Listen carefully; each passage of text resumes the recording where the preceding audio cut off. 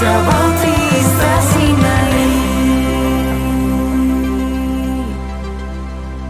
El mensaje que se dio cambió el mundo.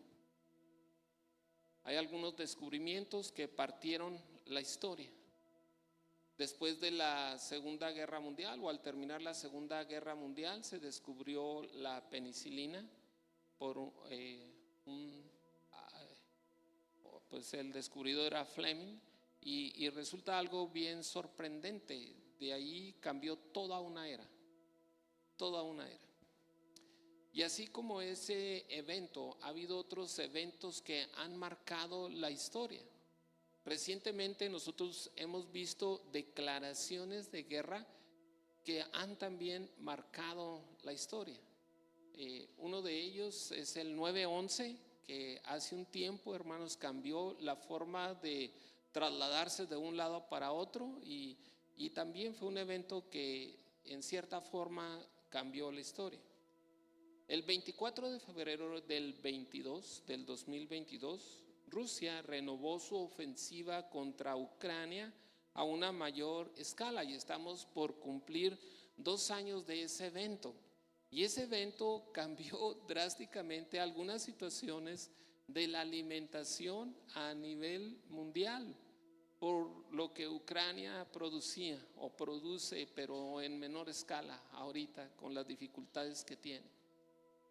El día 7 de octubre del 2023, el grupo terrorista Hamas da el golpe con mayor número de muertos y toma de rehenes que Israel ha tenido desde su organización reciente como Estado, de mayo de 1948. La frase "abrazos y no balazos" fue dicha y se sostiene como política en nuestro país, y eso fue desde el 1 de diciembre del 2018. El hecho más contundente sucedió hace algunos años. Algunos dicen que hace como 6,000 años, y fue en un huerto, en una región llamada el Edén. Adán y Eva tomaron la iniciativa de pecar, y la consecuencia es la muerte espiritual. Esa fue la consecuencia. Y a partir de ahí nuestra historia como seres humanos cambió, y aquí estamos. Y si tú volteas y ves a tu vecino, o sea, al que está enseguida de ti ahorita aquí en este momento, lo volteas y lo ves, posiblemente lo veas como uno que vive, y en ese momento el que está enseguida dice amén, ¿verdad? Voltea con el que está enseguida, o tal vez como uno que necesita urgentemente vivir. Tal vez lo estés viendo así, como alguien que necesita urgentemente vivir.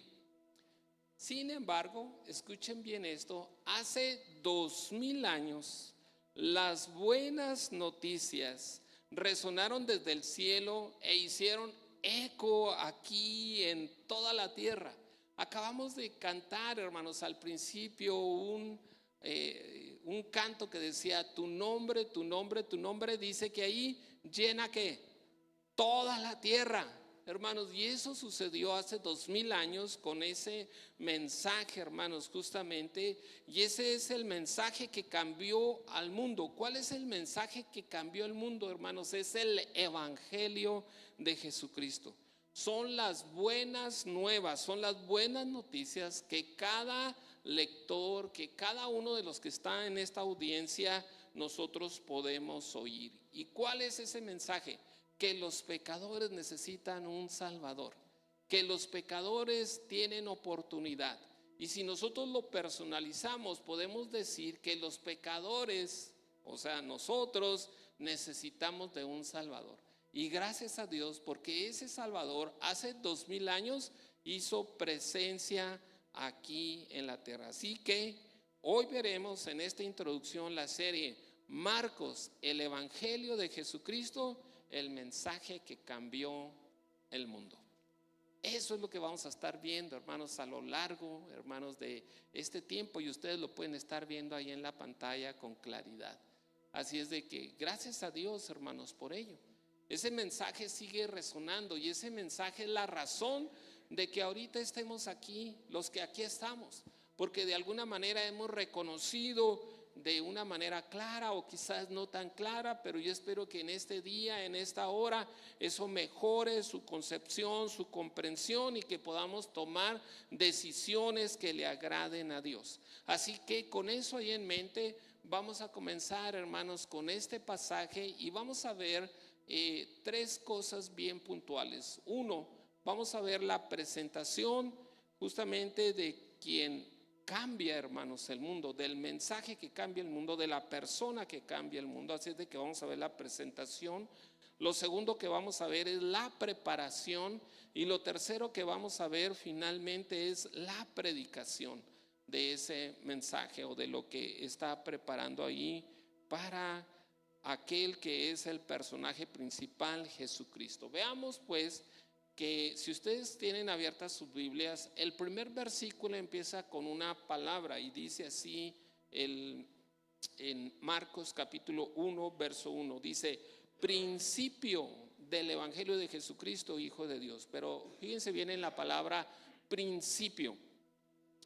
Esa palabra que da inicio al Evangelio de Marcos, hermanos, nos hace como que eco, o quizás no les había hecho eco a ustedes, y quiero serles muy honestos, y cuando escuché esa palabra de honestos, la acabo de escuchar entre paréntesis en un podcast muy bueno de uno de nuestros jóvenes de aquí de la congregación, que se llama Imago Dei. Sus podcasts, síganlo, está ahí en Spotify. Y para ser honesto, vuelvo redundando en esa palabra, para ser honesto, esa palabra principio a su servidor no le había sonado.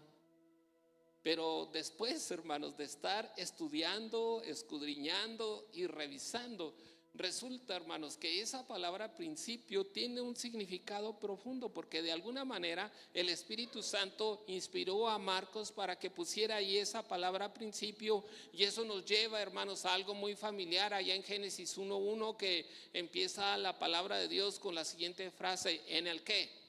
En el principio. En el principio, hermanos, sí, en el principio creó Dios los cielos y la tierra. Y con la llegada de Jesucristo nos dice Marcos que hay un nuevo comienzo, hermanos. Hay un nuevo comienzo, definitivamente hay una nueva creación.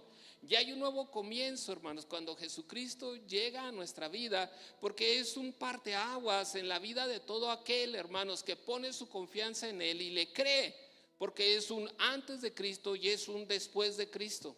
Y no solamente, hermanos, es un nuevo comienzo, sino que es una nueva creación, porque las cosas viejas pasaron y he aquí todas son hechas ¿qué? Nuevas, dice su palabra. Y como son hechas nuevas, pues entonces, hermanos, es una nueva creación. Así es de que con su venida culminan, con la venida del Señor Jesús, con la venida del Mesías, con la venida del ungido, culminan todas las profecías del Antiguo Testamento respecto al Salvador que venía, hermanos, a redimir, venía a rescatar. Él venía a buscar y a salvar lo que se había perdido. Y aquí estamos. Muchos de los que estamos aquí, por la gracia de Dios, hemos sido encontrados por el Señor Jesús, y el Señor nos ha rescatado, nos ha perdonado, nos ha lavado y nos ha librado, hermanos, de la muerte, y ahora tenemos la esperanza del perdón y de la vida eterna. Amén. Así que el Evangelio, hermanos, es el mensaje de salvación que se dirige definitivamente a un mundo, hermanos, que está perdido en el pecado. A todo aquel, hermanos, que no tiene esa relación con el Señor Jesús, creo que entendemos con claridad que estamos muertos espiritualmente antes de venir al Señor Jesús. Una vez que hemos venido al Señor Jesús, el Señor Jesús nos da vida. ¿Y cuándo sucedió eso, hermanos? Lo acabamos de decir. Sucedió en un lugar, en un huerto que se llamaba el Edén.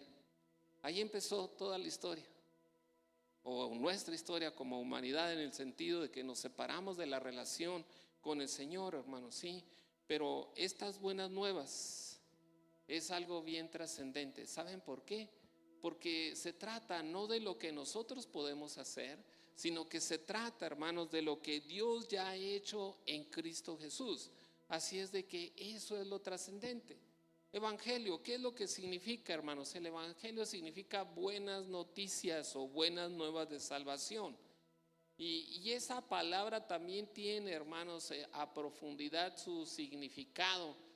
La palabra evangelio, hermanos, y en el Antiguo Testamento como en la literatura griega, esa palabra se utilizaba, hermanos, para hablar de victorias militares o políticas. La cultura romana utilizaba esta palabra para referirse a las buenas noticias de un rey venidero. Para eso lo utilizaban, para un rey venidero, para un rey nuevo o para un rey que regresaba triunfando de una batalla. Por lo tanto, escuchen bien, cuando el auditorio de Marcos, que estaba dirigido ahí en aquel momento histórico al pueblo romano, hermanos, cuando Marcos declara que este era el evangelio de Jesucristo, la gente estaba entendiendo que se trataba de la llegada de un rey poderoso, de un monarca, de alguien que venía victorioso, de alguien que venía para reinar. Así es de que esa es la tarjeta de presentación de Marcos para toda su audiencia. Abro un paréntesis, hermanos. Marcos es el primer de los evangelios: Mateo, Marcos, Lucas y Juan. Marcos es el primero que se escribió. De hecho, aunque en la Biblia está en el orden de Mateo, Marcos, pues es realmente Marcos el primero, ¿verdad? Y cada uno de ellos tenía su propia audiencia. O sea, estaba dirigido específicamente a un sector. Y Marcos, hermanos, entonces hace esa presentación. No voy a ahondar más en los demás. En el transcurso de las predicaciones iremos detallando algunas diferencias entre uno y otro de los evangelios. Pero con hoy basta decir, pues, entonces, que Marcos, hermanos, cuando declara que era el evangelio de Jesucristo, la gente estaba entendiendo justamente que llegaba ese monarca poderoso. Ahora, Mesías o el Cristo significaba el ungido, y era el título que se estaba utilizando con frecuencia en el Antiguo Testamento para referirse a los reyes que divinamente eran escogidos por Dios, y que el profeta iba y los ungía, hermanos, y entonces ya era declarado delante de todos que él era el próximo, era el que seguía. No sé si ustedes recuerdan la historia de Samuel y de David, que llega Samuel a buscar ahí con los hermanos de David, ahí con el papá de él, y le presentan y le pasan a todos los hermanos y dice: no, este va a ser el bueno y este va a ser el bueno, y no, ninguno de ellos es el bueno. Y finalmente le dice: no tienes otro hijo. Y sí, pues le llamaron a David, ¿verdad?, que andaba ya en otro lado y que ni siquiera lo tomaban en cuenta. Pero finalmente llega y a él lo ungen. Y cuando lo ungen, hermanos, lo que estaba diciendo ahí en ese momento histórico es de que él era el próximo rey de Israel. Así también, hermanos, cuando Marcos está haciendo esa declaración, él está diciendo que Jesús, el Cristo, él era justamente el monarca poderoso, él era aquel divinamente escogido por Dios, él era aquel que venía, hermanos, sí, a rescatar lo que se había perdido. Y cuando dice finalmente, le agrega ahí Marcos, fíjense bien, no solamente dice que es el evangelio de Jesucristo, sino que le pone ahí, vean ustedes el verso 1, ¿hijo de quién? Hijo de Dios. Cuando dice hijo de Dios, al escribir esto, Marcos daba a entender que la naturaleza de Jesús era divina. Y puesto que la naturaleza de Jesús era divina, le daba el derecho pleno de gobernar. Así es de que esa es la presentación de Marcos respecto de Jesucristo. Él está diciendo, pues, que en el principio, o sea, que nosotros podemos tener un nuevo comienzo, podemos tener nosotros ahí esperanza, podemos tener con la llegada de Jesucristo ese nuevo comienzo, esa nueva creación. Él está diciendo que Él es el ungido, que Él es el designado por Dios, y por tanto, hermanos, Él, al decir que es hijo de Dios, está diciendo, hermanos, que Él provenía y era Dios mismo. En el verso 2, la segunda letra P de este mensaje, es la preparación. Y en los versos 2 y 3, hermanos, se habla, Marcos da una introducción bien hermosa. Dice, como está escrito en Isaías el profeta, y empieza ahí a decir lo que estaba escrito en Isaías. Y lo que está diciendo en estos dos versos, hermanos, es de que proféticamente estaba anunciado lo que Juan el Bautista iba a hacer. Si ustedes se fijan, el Evangelio de Marcos, como les dije, vamos a ir dando algunas características. El Evangelio de Marcos entra directo a la acción. En el Evangelio de Marcos no vamos a ver la historia del nacimiento del Señor Jesús. No sé si ustedes se han fijado que cuando predicamos sermones de navideños utilizamos el Evangelio de Lucas o el Evangelio de Marcos, de Mateo, ¿sí? Mateo y Lucas que hablan sobre eso, pero Marcos, él va directo. Él va directo, ¿verdad? Él dice, este es el Evangelio de Jesucristo. Él da por sentado que Él es justamente el Hijo de Dios y no da ninguna otra explicación, porque su audiencia era otra. Él va directo. Y lo único que saca, hermanos, en este pasaje es algo referente a algo que se utilizaba en aquel entonces, hermanos.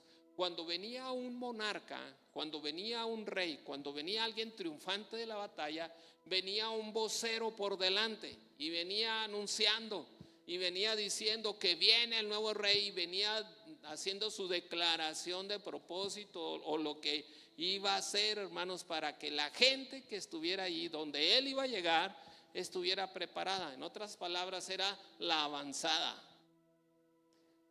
Así como que la gente de hace un tiempo en términos políticos dicen, ahí va la avanzada. Y entonces eran los que iban y preparaban y hacían nada más para que cuando llegara la persona ahí se plantara en la plataforma. Muy bien, Juan el Bautista eso era lo que estaba haciendo. Y cuando Marcos pone ese pasaje de Isaías, aquí hay varios elementos trascendentes. Primero, Marcos está diciendo que eso que está sucediendo y eso que va a hacer Juan el Bautista no es algo fortuito, no es algo que es al azar, sino que es algo plenamente establecido, es algo que proféticamente estaba anunciado. ¿Y qué es lo que dice el pasaje, hermanos? El verso 2 y 3 dice, como está escrito, he aquí, yo envío mi mensajero delante de tu faz, el cual preparará tu camino delante de ti. Voz del que clama en el desierto, preparad el camino del Señor, enderezad sus sendas. Ahora, ese pasaje, hermanos, lo leí así de corridito, pero si nosotros nos fijamos con detenimiento, lo que está diciendo ahí Marcos es de que justamente Juan el Bautista es este personaje. Vamos a ver el pasaje ahí de Malaquías 3:1. Malaquías 3:1. Ustedes lo pueden buscar ahí en su Biblia, pero aquí está puesto en la pantalla. Dice, he aquí, yo envío mi mensajero, el cual preparará el camino delante de mí. Fíjense bien lo trascendente. Dios mismo, Yahvé, Jehová, está diciendo que Él va a enviar a su mensajero. ¿Y su mensajero quién era? Juan el Bautista, el cual prepara el camino delante de quién, de mí, dice, y vendrá súbitamente a su templo el Señor a quien vosotros buscáis, y el ángel del pacto a quien deseáis vosotros, he aquí viene, ha dicho Jehová de los ejércitos. Ahí está Malaquías 3:1 anunciando, si ustedes se fijan, dice que delante de mí. Y luego en Isaías, que es el pasaje que Marcos puso, en Isaías 43, vamos a ver qué es lo que dice Isaías 43. Voz que clama en el desierto, preparad camino, ¿a quién? A Jehová, enderezad calzadas en la soledad a nuestro Dios. Quiero que guarden eso ahí en su mente, ahí ténganlo tantito archivado. Ahorita entonamos un canto, el último canto se llama Yahweh. ¿Sí? Siempre Yahweh. Y en ese canto, hermanos, hay una parte donde algunos de ustedes dirán, bueno, pues es digno, eres tú, nomás que como que se equivocaron. Pero no se equivocaron, hermanos. Dice allí este canto, ya lo tienes ahí, Caleb, por favor. dice ahí esta frase. Miren, yo quiero que veamos las pequeñas diferencias, porque son las que, las pequeñas letras, porque son las que hacen la diferencia. ¿Sí estamos? Dice ahí, digno eras tú. Ahorita me dieron una explicación del tiempo, pero luego lo vemos. Pero lo que quiere decir, hermanos, es de que el Señor está tratando de dar la idea de que Él era digno en ¿cuándo? En el pasado.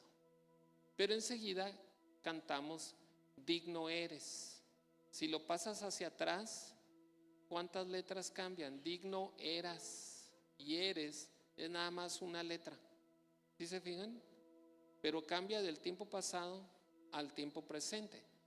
Y luego después, digno eres tú, ponle, y luego a tiempo futuro, digno que serás para siempre. Bueno, volvemos al pasaje que tenemos ahí, en la primera diapositiva o segunda, donde viene la parte de Marcos 1:2, por favor. Si nosotros nos fijamos en este pasaje, ¿sí se acuerdan que guardaron aquí en su mente lo que decía Isaías? ¿De quién iba a preparar el camino? De Jehová. Pero vean cómo dice aquí, como está escrito en el profeta Isaías: he aquí, yo envío mi mensajero delante de ti. Y luego dice, el cual preparará, ¿qué? Tu camino. Ahora, cuando dice el cual preparará tu camino, ¿a quién se está refiriendo? Se está refiriendo al Señor Jesús. Y cuando en Isaías dice que va a preparar el camino de Jehová, o que va a preparar su camino, está hablando de Dios mismo. Y con esto lo que nos está diciendo Marcos, escuchen bien, y si a ustedes se les hizo nudo ahí en la cabeza, en el pensamiento, yo espero que no. Lo que está diciendo Marcos es de que Jesús, el Cristo, Él es Dios. Eso es lo que está diciendo, hermanos. Eso es justamente lo que está diciendo, esa pequeña modificación que sin duda, hermanos, es inspiración por Dios, y que dice ahí, tu camino delante de ti, hermanos, es una promesa del Padre para con el Hijo. Alguien dijo, hermanos, que esa cita de Marcos se convierte en el regalo del Padre para el Hijo. Es decir, el Padre le está regalando al Hijo que un pregonero, que alguien vaya y prepare el camino.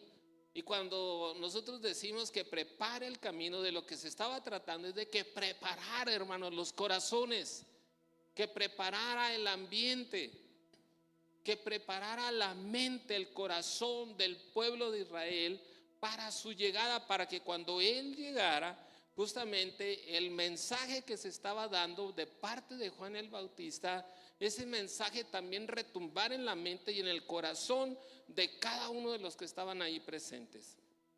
Así es de que eso es justamente lo que hace Juan el Bautista, hermanos. Es el mensajero anticipado, hermanos, que se convierte en el regalo, pues, del Padre para el Hijo.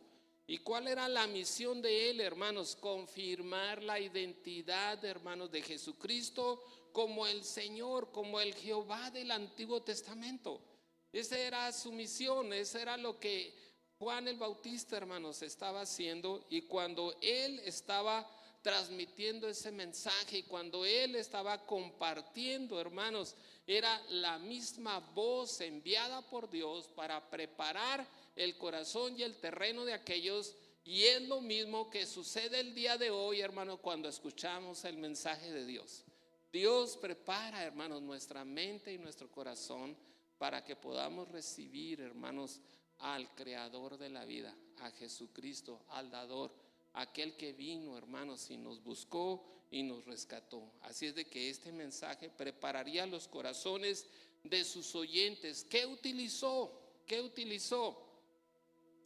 Hermanos, Juan el Bautista lo que utilizó, hermanos, fue algo bien sorprendente. Utilizó la predicación, utilizó un mensaje. ¿Y cuál era el mensaje? El mensaje era el mensaje, hermanos, del arrepentimiento para que recibieran al Cristo como el Mesías prometido. Y eso nos lleva, hermanos, a la tercera parte. Y dicen ustedes, vamos muy rápido, ¿verdad? Ya se va a acabar el sermón. Pero esta tercera parte, hermanos, es justamente cuando se pone lo interesante. ¿Qué era la predicación? ¿Cuál era el mensaje, hermanos? Pues aquí es donde entramos en el detalle, como dijo aquel comediante mexicano, ¿verdad? Ahí es donde está el detalle. El arrepentimiento. Ese era el mensaje de Juan el Bautista. Ese era el mensaje, hermanos, sí, que hacía que la gente preparara su corazón. Y dice allí en el verso 4 en delante: bautizaba Juan en el desierto y predicaba el bautismo de arrepentimiento para perdón de pecados.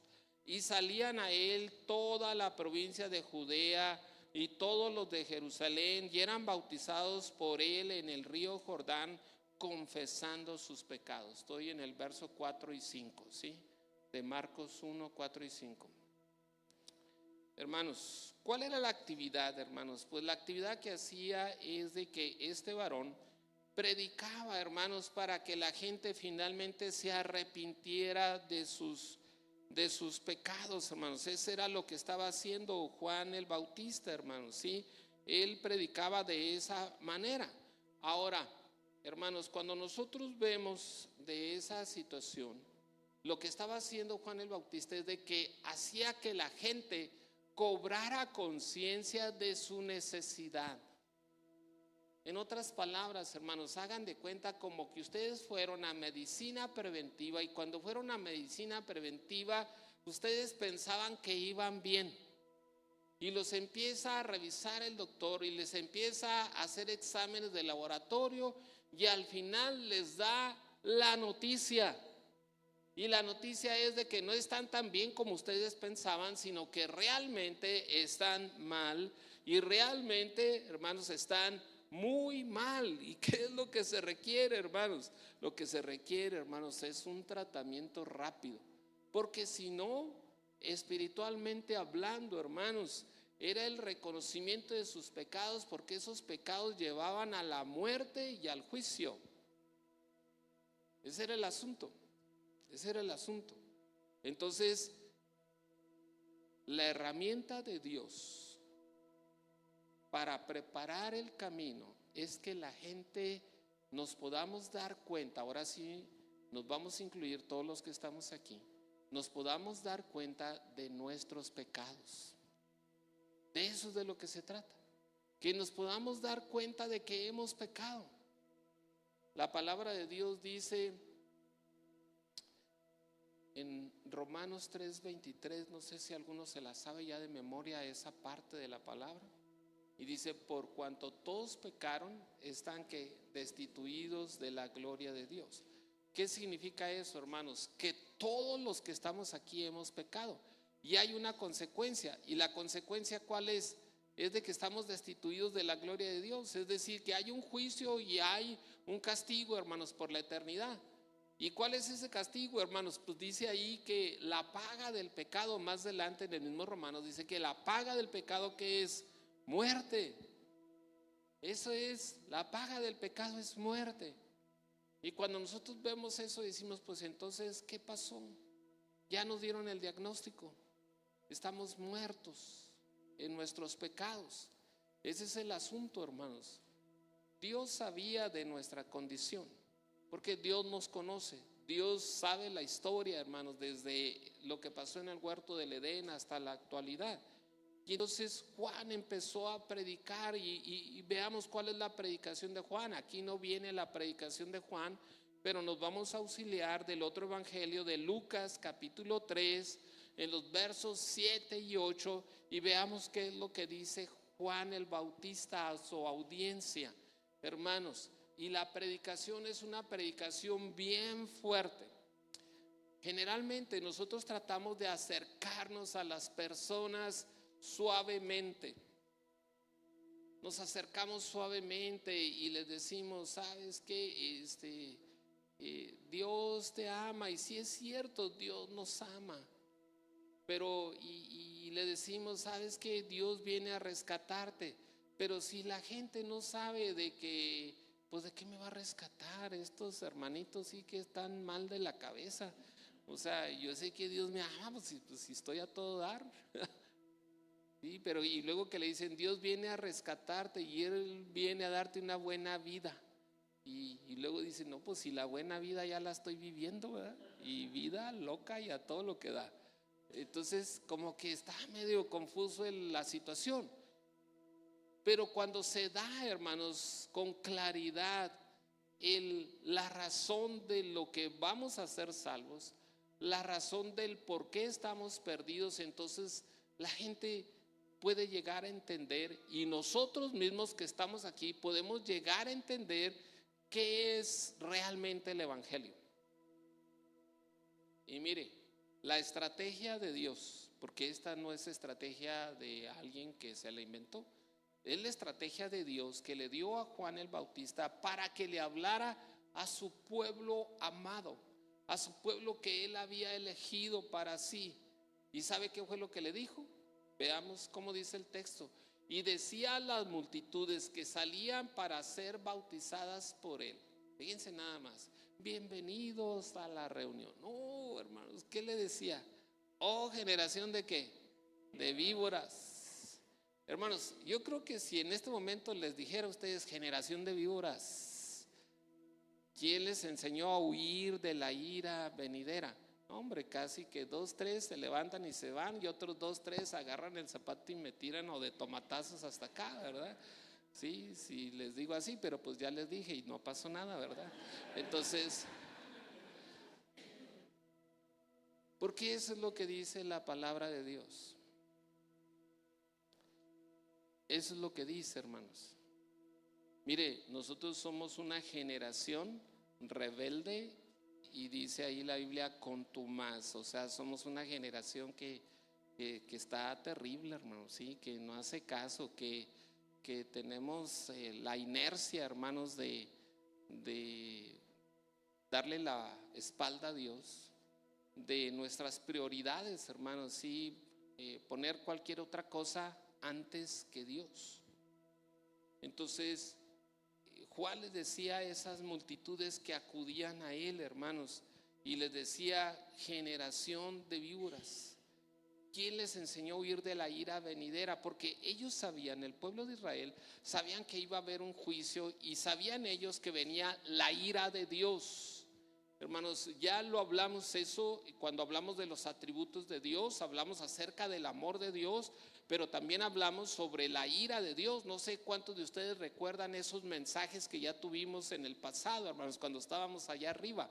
Pero hermanos, sin lugar a dudas que va a haber un tiempo en que va a recibir retribución todo aquel, hermanos, que rechazó a Dios. Y entonces, ¿qué más Juan el Bautista les decía?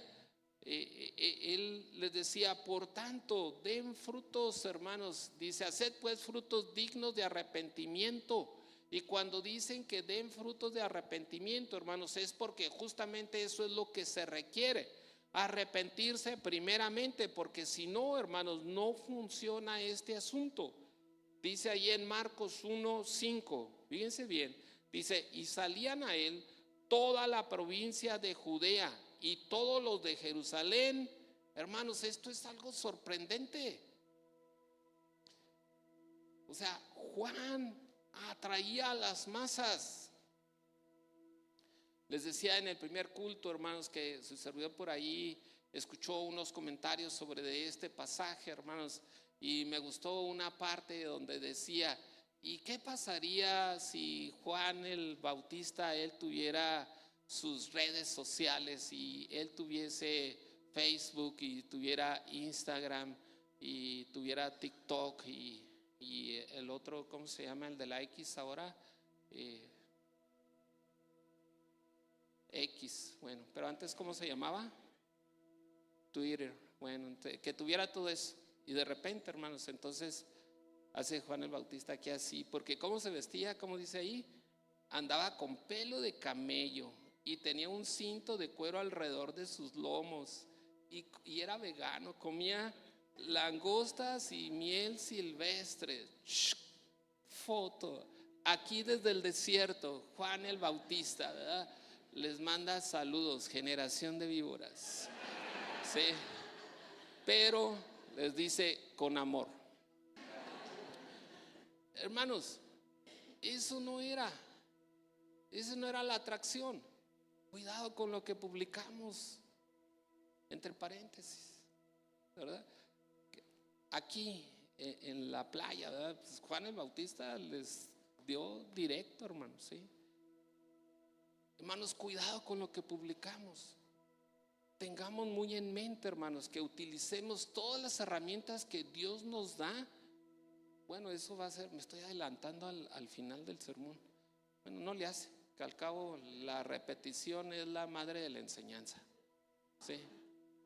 Del aprendizaje. Entonces, ahí está el asunto, hermanos. Me estoy adelantando porque justamente de lo que se trata, hermanos, es de que exaltemos al Señor Jesús. De eso se trata. Pero nosotros estamos una generación bien individualista, bien egoísta, que lo que exaltamos, ¿qué es? El yo. Eso es lo que exaltamos. Y hermanos, ¿qué fue lo que atrajo a las multitudes? Porque dice ahí que estaban en el desierto, y eso significa, según los comentaristas, que tenían que caminar varias horas, hermanos, para ir hasta donde Juan el Bautista estaba, donde él bautizaba.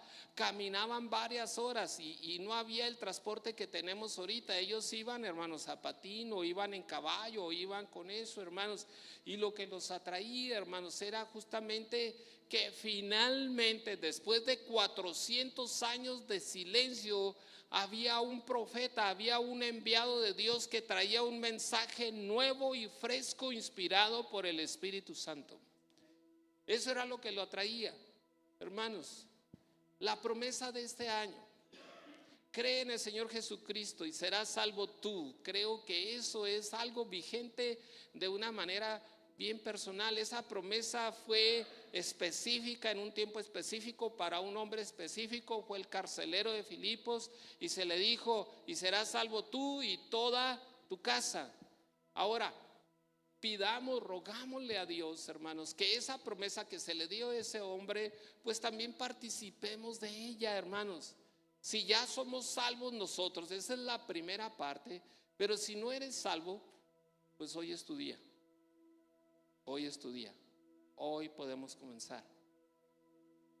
Pero si ya eres salvo, entonces clama a Dios para que tu casa, tu esposa, tu esposo, tus hijos, tus padres, tus tíos, tus primos, también ellos puedan venir a los pies del Señor Jesucristo, y te sea concedido a tu casa, tus empleados, tus compañeros de trabajo, tus vecinos, tus amigos, todo el área de influencia. Ese es tu oikos, esa es tu casa.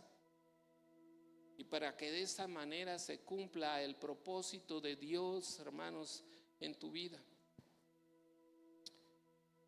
No podemos experimentar arrepentimiento, hermanos, sin antes haber sido confrontados con nuestro pecado. Esa era la estrategia del Evangelio, hermanos, y sigue siendo la estrategia del Evangelio. Efectivamente, estamos muertos espiritualmente antes de Cristo. ¿Pero por qué estamos muertos espiritualmente? Porque hemos pecado. ¿Y qué es pecado? Pues es todo acto, hermanos, de desobediencia a lo que Dios ha establecido. Ahora, si le queremos poner nombre, hay varias listas, hermanos, de pecados. Por si alguien dice: pues ¿en qué habré yo pecado?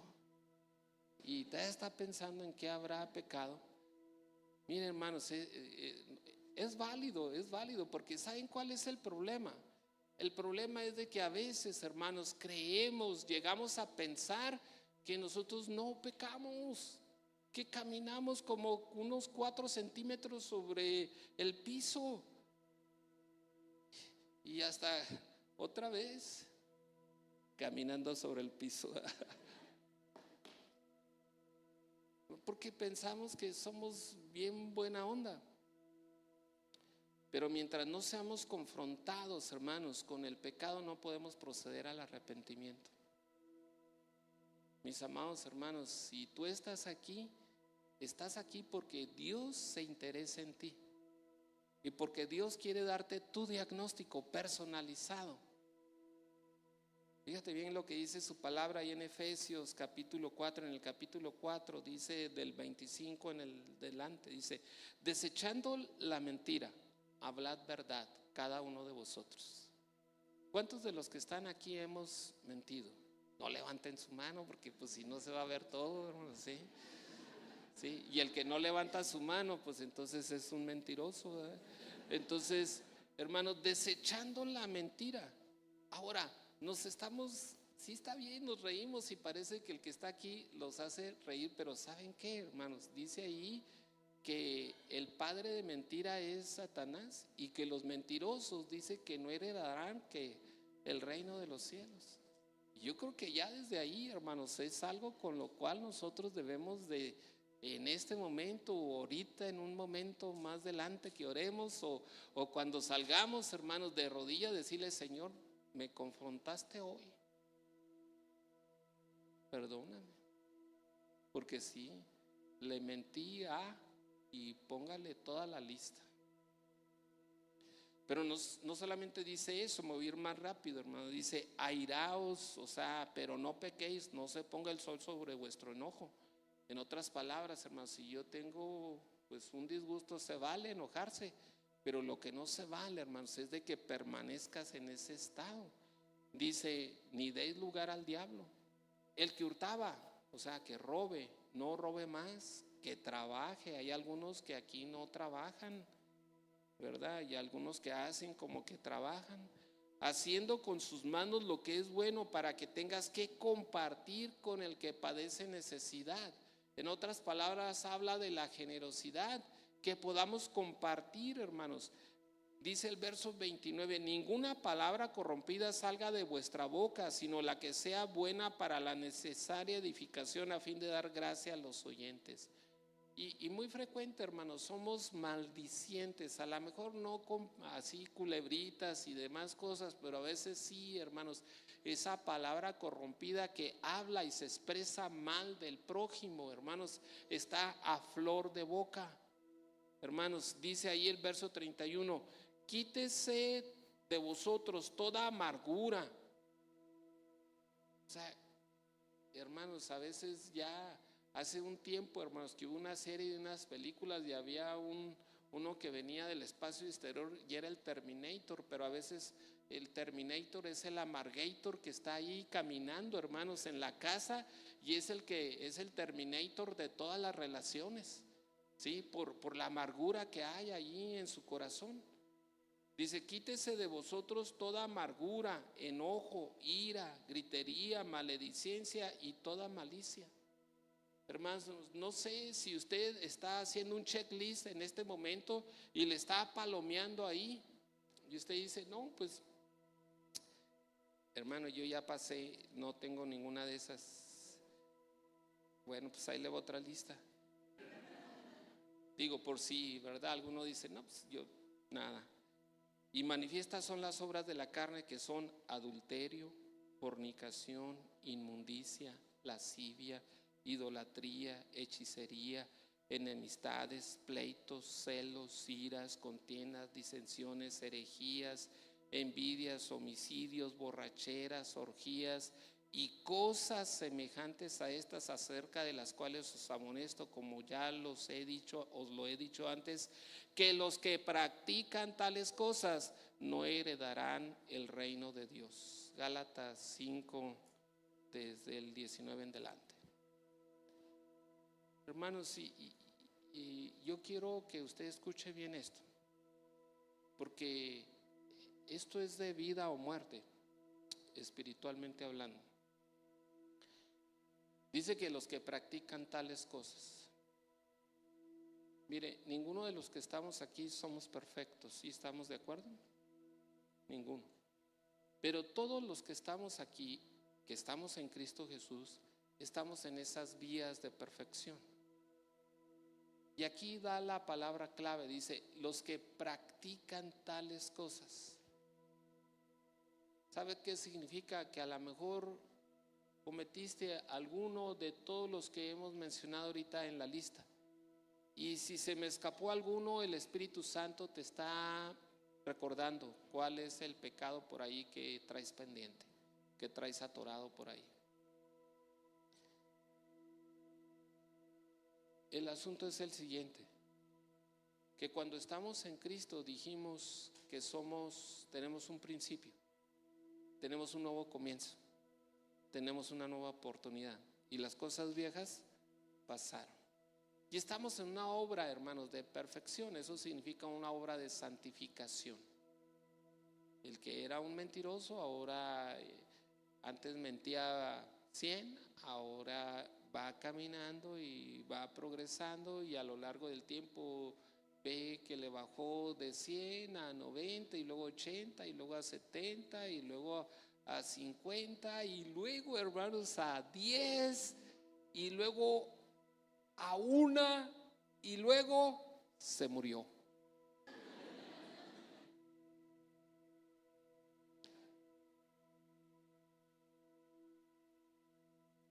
¿Sí estamos?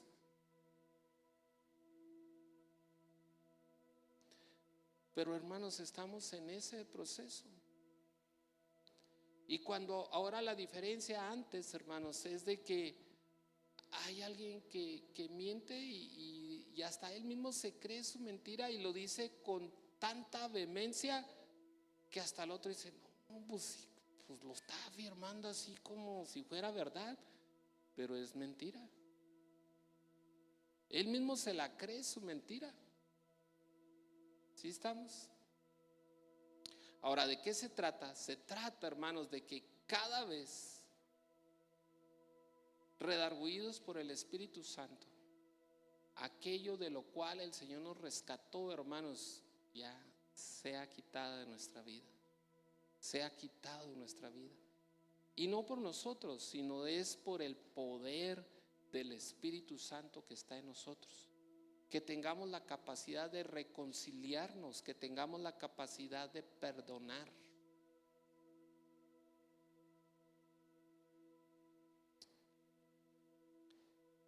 Así que, hermanos, Juan el Bautista les dijo en aquellas ocasiones sus verdades, y el Señor el día de hoy nos está diciendo las nuestras.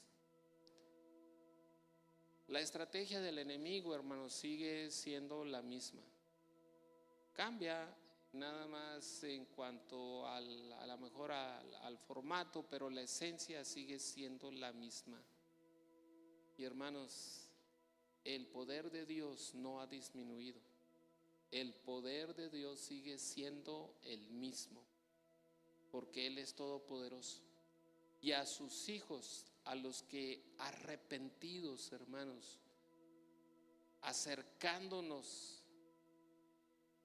a la obra que Jesucristo hizo a nuestro favor, hermanos, en la cruz del Calvario, al derramar su sangre y resucitar, hermanos, pues ahora nosotros tenemos esa esperanza del perdón y de la vida eterna. Juan el Bautista, hermanos, eso era justamente lo que él estaba compartiendo. Y decía, viene tras mí el que es más poderoso que yo, quien no soy digno de desatar encorvado la correa de su calzado. En el Talmud, hermanos, dice que el discípulo de un rabino debe hacer por él cualquier cosa que haría un esclavo, excepto quitarle el calzado. Así que Juan se coloca a sí mismo, hermanos, en un nivel más bajo que el de esclavo del Mesías. Y eso habla, hermanos, de la humildad. Eso habla de la humildad de Juan el Bautista. Y también, hermanos, de la exaltación del Señor Jesucristo. Él lo exalta sobre todas las cosas. Así que, hermanos, nosotros tenemos que actuar de esa misma manera. Nosotros, hermanos, como dijo Juan, es necesario que Él crezca y que yo mengüe. Nosotros debemos de ir menguando para que el Señor Jesucristo se vea, que nuestras publicaciones cada vez sean menos de mí y más de Él, hermanos. De eso se trata. Ese es el mensaje del Evangelio, cuando el Señor va transformando nuestra vida. Y cuando dice finalmente Juan ahí en esa parte: yo a la verdad os he bautizado con agua, dice Juan el Bautista, pero Él os bautizará con Espíritu Santo. ¿Sabes qué es lo que significa?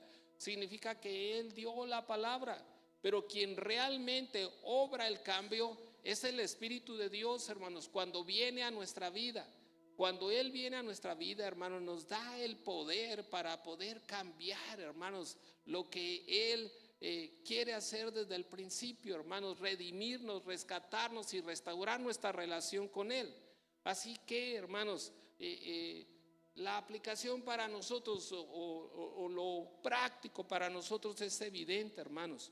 Nuestras vidas, el ministerio que Dios nos ha dado, deben de centrarse no en nuestra propia promoción e importancia, sino en Jesús, porque somos sus humildes siervos, que no somos dignos, hermanos, de desatar encorvados la correa de su calzado. Somos siervos del Señor, hermanos, cuya misión en la vida es cumplir su voluntad y su propósito. De eso se trata, hermanos. De eso se trata finalmente. ¿Cuál es la conclusión, hermanos? Les voy a pedir que prendan las luces con un poquito más de intensidad para que, no sé si se está fundiendo esta, ¿no? Ok, entonces escuchemos bien esto, hermanos. La conclusión, esto: hay un nuevo comienzo. Hay un nuevo comienzo. Esa es la conclusión. El Evangelio de Jesucristo, hermanos, nos dice que hay un nuevo comienzo. Y ese nuevo comienzo, hermanos, está en Cristo Jesús. Ese nuevo comienzo es Jesús el Mesías. Ese es el nuevo comienzo, hermanos. Es el Evangelio. Eso es justamente, de eso se trata, hermanos. Y el Evangelio, hermanos, es la buena noticia. La buena noticia, hermanos, de que tenemos esperanza del perdón y de la vida eterna. Miren, la predicación confrontadora de Juan el Bautista, aunque les decía generación de víboras, hermanos, no pisoteaba al corazón quebrantado, al corazón contrito y humillado, al sensible de espíritu. Todo lo contrario, hermanos, traía esperanza de perdón.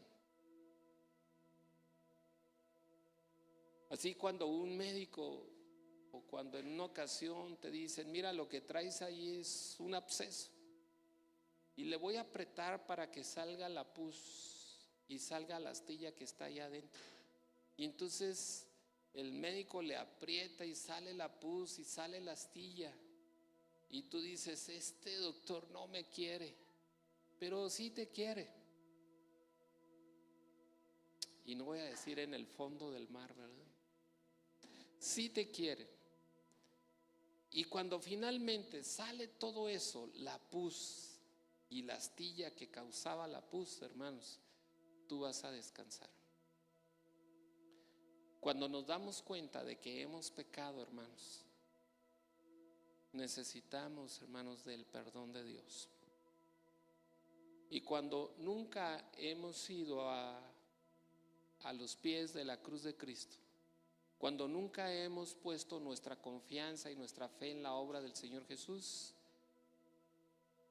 pues es porque no hemos entendido con claridad que la necesitamos.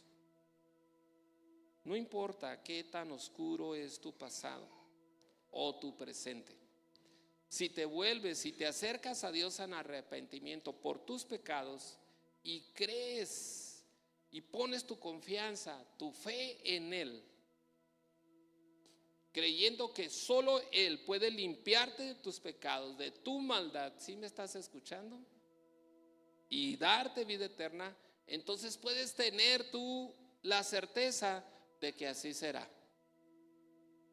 Porque un arrepentimiento genuino siempre va a empezar por el interior, pero va a terminar afectando el exterior. Saldrás de aquí no con un corazón de piedra, sino con un corazón nuevo, un corazón de carne, sensible a la voz de Dios y a hacer su voluntad. Y entonces la vida abundante que Dios quiere darte y la paz que sobrepasa todo entendimiento estarán en tu vida. Y podrás entender la promesa que Dios nos da, o las muchas promesas que Dios nos da, de que el bien y la misericordia te seguirán todos los días de tu vida. Este es el Evangelio de Jesucristo. ¿Lo crees? Señor, gracias por tu palabra. Y gracias, Señor, por este momento tan precioso en el que nos has concedido el poder exponerla. Yo te ruego por cada uno de tus hijos que están aquí presentes y de los que no también, Señor. Y Padre, haz la obra que tú quieres hacer en la vida de cada uno de los que estamos aquí. Así, con sus ojos ahí cerrados o abiertos, como los tengas ahorita en este momento, hay dos desafíos, dos invitaciones. Y la primera es de que si hoy finalmente has entendido el Evangelio, de que has pecado, de que estás muerto espiritualmente, pero que si arrepentido de tus pecados, vas y te acercas a Dios, te acercas al Señor Jesucristo. Él es fiel y justo para perdonar tus pecados y darte un nuevo comienzo, darte el perdón y la esperanza de la vida eterna.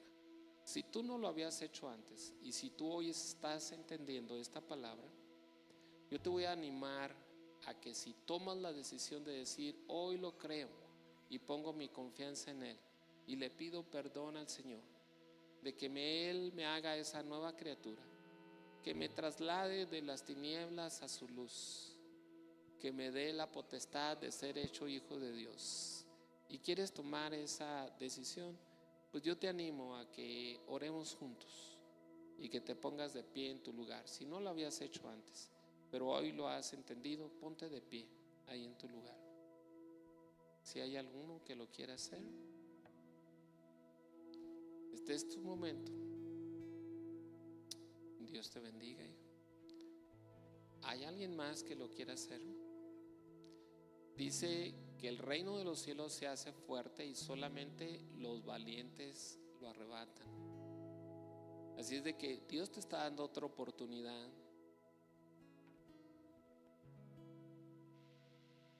¿Hay alguno? ¿Alguno más? Dios te bendiga. Amén. Dios le bendiga.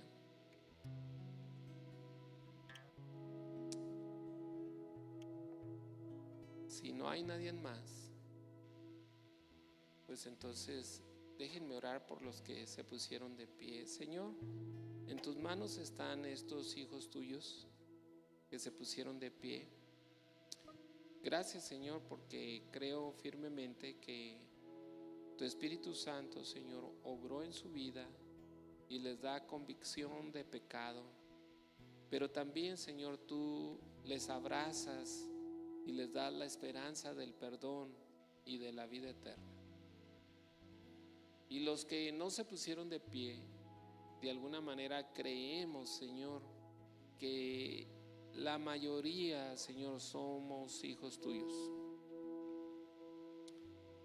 Y si hay algún corazón que está resistente y renuente, Señor, pues yo te ruego que en tu misericordia y en tu paciencia le des una nueva oportunidad y que tú sigas hablando, Señor, al corazón del mismo. Bendice a tu iglesia en esta hora y llévanos en paz, Señor, en un momento más hasta nuestros hogares. Que tu bendición sea sobre cada uno de nosotros. Que el amor tuyo y la gracia de nuestro Señor Jesucristo y la comunión de tu Santo Espíritu sea con cada uno, hoy y siempre. Amén y amén. Amén. Ponte de pie, mi hermano. Ponte de pie y vamos a despedirnos con este canto.